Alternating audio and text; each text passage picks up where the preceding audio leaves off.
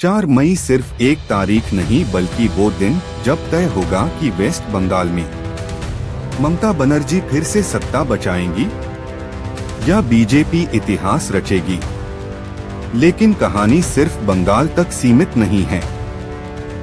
हैरानी की बात यह है कि इस चुनाव पर नजर सिर्फ दिल्ली की नहीं, पाकिस्तान और चीन जैसे देशों की मीडिया और रणनीतिक हलकों की भी रहती है।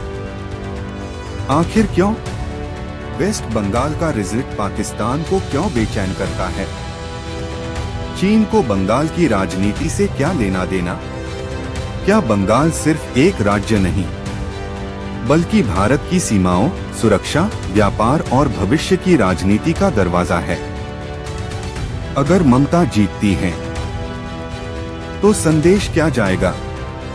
अगर बीजेपी जीतती है, तो देश की राजनीति कैसे बदल जाएगी? और क्यों 4 मई का दिन सिर्फ बंगाल नहीं, पूरे दक्षिण एशिया की चर्चा बन सकता है? आज की इस स्टोरी में हम खोलेंगे वो सच जो टीवी डिबेट में नहीं बताया जाता। अंत तक देखना, क्योंकि आखिर में मैं बताऊंगा कौन सी जीत भारत के लिए सबसे बड़ा गेम चेंजर साबित हो सकती है।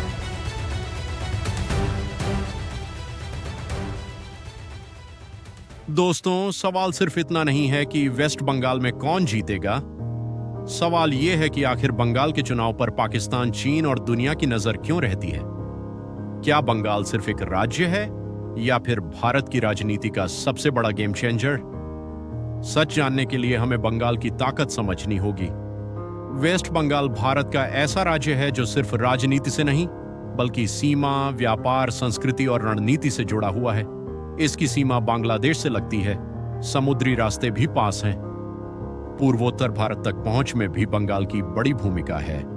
मतलब साफ है, अगर बंगाल मजबूत है तो भारत का पूर्वी हिस्सा मजबूत है। यही कारण है कि जब बंगाल में चुनाव होते हैं तो सिर्फ कोलकाता या दिल्ली नहीं, बाहर की दुनिया भी ध्यान देती है। अब बात करते हैं पाकिस्तान की।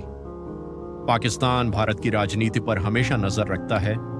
वजह सीधी है, भारत जितना स्थिर होगा उतना मजबूत होगा।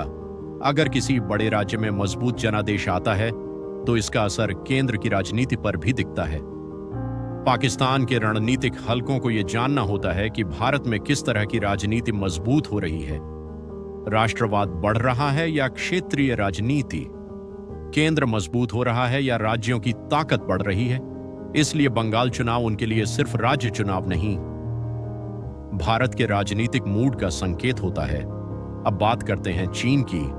चीन की नजर हर उस जगह पर रहती है जहां रणनीतिक फायदा हो सकता है। बंगाल की खाड़ी, समुद्री रास्ते, पूर्वोत्तर भारत से कनेक्शन, बांग्लादेश के आसपास का इलाका, ये सब चीन के लिए अहम क्षेत्र माने जाते हैं।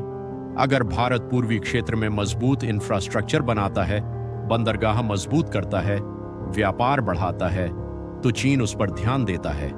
इसलिए बंगाल का राजनीतिक माहौल चीन के लिए भी दिलचस्प रहता है। अब सवाल आता है, ममता बनर्जी क्यों इतनी बड़ी नेता मानी जाती हैं?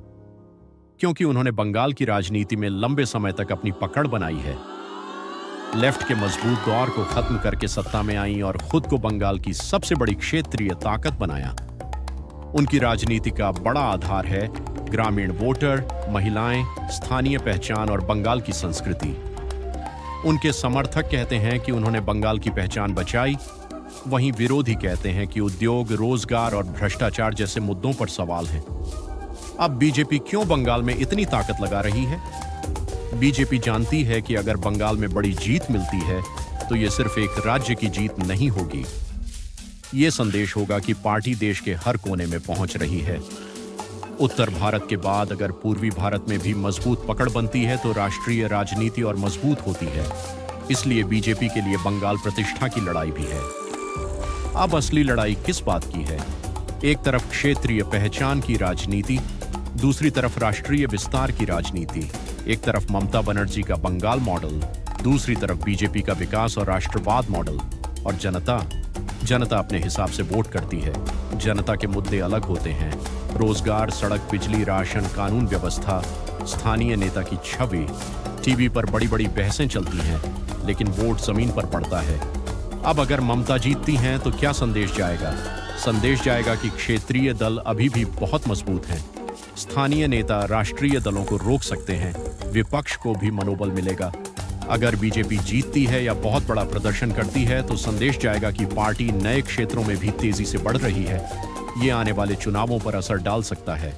अब सबसे बड़ा सच समझो, पाकिस्तान और चीन को बंगाल से प्यार नहीं है, उन्हें भारत की दिशा में दिलचस्पी है। भारत किस तरफ बढ़ रहा है, राजनीति कैसी बदल रही है, सीमा क्षेत्र कितने मजबूत हो रहे हैं, व्यापारिक ताकत किस तरफ जा रही है, यही चीजें उन्हें बंगाल चुनाव में रुचि देती हैं। इसलिए जब नतीजे आते हैं तो चर्चा सिर्फ सीटों की नहीं होती, चर्चा संदेश की होती है। बंगाल ने क्या चुना? स्थानीय चेहरा, राष्ट्रीय चेहरा, पुराना भरोसा या नया बदलाव? और यही वजह है कि बंगाल का रिजल्ट सिर्फ बंगाल तक सीमित नहीं रहता, उसकी गूंज दिल्ली तक जाती है और चर्चा पड़ोसी देशों तक पहुंचती है। अंत में सबसे बड़ी बात, चुनाव किसी भी पार्टी का हो, जीत जनता की होनी चाहिए। अगर विकास जीते, रोजगार जीते, शांति जीते, तभी असली जीत होती है। क्योंकि सरकारें आती जाती हैं, लेकिन राज्य की तरक्की सबसे ऊपर होती है। और याद रखना, जब बंगाल फैसला करता है तो सिर्फ एक राज्य नहीं, पूरा देश उसका संदेश सुनता है।